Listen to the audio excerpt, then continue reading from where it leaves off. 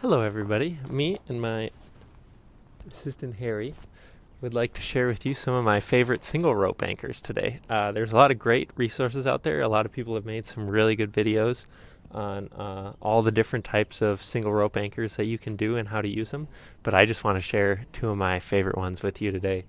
The first one is just going to be an alternative standard kind of base anchor setup. The way you see a lot of people setting up a standard base anchor is that they'll just pull their rope over and then they'll set their anchor on the very end of their rope.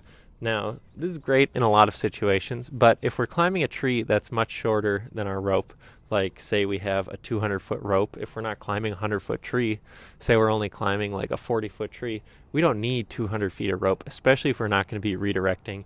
So it's just going to be a huge pain if we do make a small redirect or we have to pass through a union and we have to pull an extra like 120 feet of rope behind us.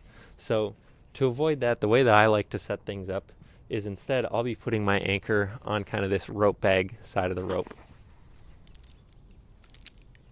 So what I'll do instead is when I'm setting up in a tree, this is the side that I want to climb on. I'm going to try to keep all of this spare rope out of the system. And so the first thing I'm going to assess is I'm going to look up at the tree at the work I'm going to do. Am I going to need to redirect? How much am I going to have to redirect? But if I know I'm only going to be working out of my tie-in and I don't really plan on redirecting and I still want to go with a base anchor, I'm just going to pull out a few extra feet of rope on this short side. And then what I'm going to do is I'm going to take my rope bag, the side that I'm going to be making my anchor with, and I'm going to go around the tree once. I just do this to tidy things up, and then we're just going to be tying a bowline on a bite, a running bowline on a bite, and that's going to be our base anchor.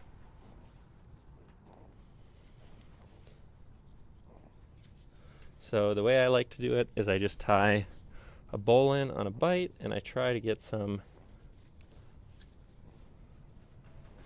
extra slack into it so that I can back it up by just tying an overhand and clipping it to the rope.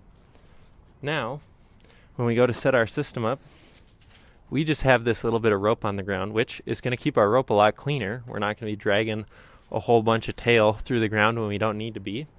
And it's going to be a lot less frustrating if we have to make a redirect. As long as we planned ahead and left ourselves enough rope that we can make that redirect, this is just my favorite way to go. It keeps things tidy, keeps you from having a huge bundle of rope at the base of the tree. Now it's all tidied away in your rope bucket, and it's just not going to go anywhere.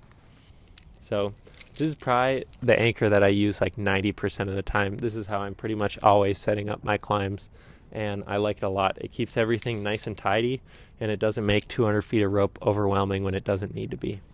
So that running bowline on a bite is my absolute favorite base anchor. That's what I use like 90% of the time. But if it comes to a situation where we got a long, skinny tree and I don't want to do a base anchor, I'd prefer to do some kind of canopy anchor.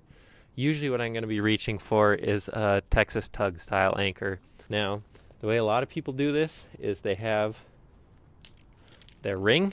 I prefer to do it with a ring. I'm personally not a huge fan of the quickies, but the way a lot of people do this is they'll remember to install their ring down below so that they can just tie a regular alpine butterfly with the ring on it and then pull their rope through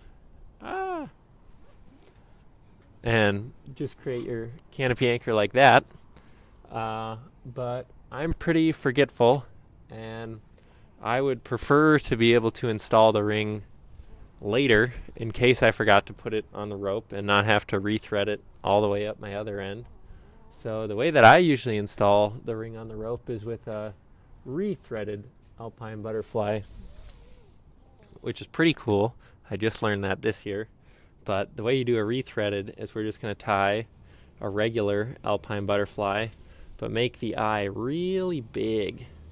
So we have a lot of slack here, and I haven't dressed it up yet. And what we're going to do is we're going to thread the ring onto our alpine through like that.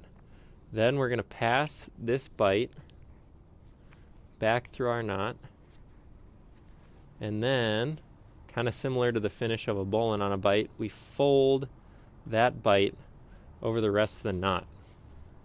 And now we can pull it down and dress it down nice and tight.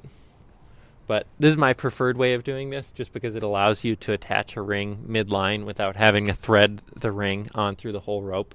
I'm just not a big fan of that. And now we can feed our rope on and pull it up. And then usually I'll plan on, just in case I have to do a redirect, I'll just throw a pulley on for the Texas Tug system just in case. So the way I usually do that is with a alpine butterfly, and then we'll clip our working end around the pulley and then clip the carabiner to that alpine on the retrieval end. And if you're not familiar with this system, basically what it allows you to do is it allows you to get away with 1 or 2 really good redirects when you're climbing single rope with a canopy anchor. So if we were to just throw our tail through some other union or something like that, basically when you're retrieving, that pulley is going to take on the friction instead of your ring, or God forbid the rope itself if you just did a regular alpine butterfly rethread. And that's going to make it just that little bit more possible for you to pull it back through that redirect. Now, it's not as easy as retrieving a base anchor, but it's a good option if you want to be able to get away with a redirect when you're using a canopy anchor. It works pretty good. And you can usually judge pretty quickly whether or not it's going to work from the ground before you dedicate to getting your rope stuck up in the tree. But these are my 2 favorite anchors. This is pretty much what I'm canopy anchoring it with usually, unless I'm doing a removal and just doing a running bowline on the spar. But I think these are both super great options, and they make me really happy. I think they make Harry happy too. Thanks so much for watching, and we'll see you in the next video.